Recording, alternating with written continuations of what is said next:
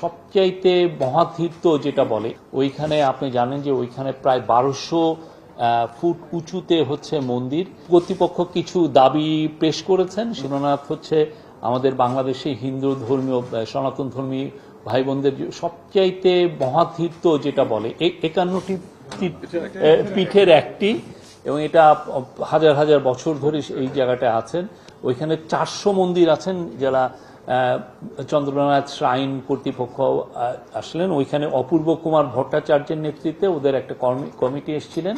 তারা অনেক কিছু বলেছেন, এই কি কি সমস্যা ইদানিং ফেস করছেন সেগুলো বলেছেন।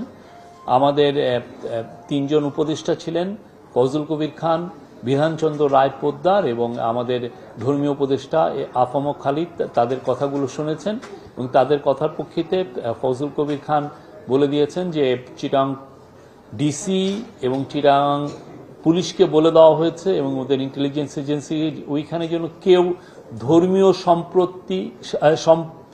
সম্প্রীতি কেউ যদি বিনষ্ট করার চেষ্টা করে বরদাস্ত করা হবে না। এই পরিপ্রেক্ষিতে উনি চিট্টগাংয়ের মাঠ প্রশাসন, চিট্টগাংয়ের সীতাকুণ্ডের ইউএনও, চিট্টগাংয়ের ডিসি, চিট্টগাংয়ের পুলিশ কর্তৃপক্ষ এবং সেখানে যারা ইন্টেলিজেন্স এজেন্সির যারা কাজ করেন সবাইকে নির্দেশনা দেওয়া হয়েছে। একই সাথে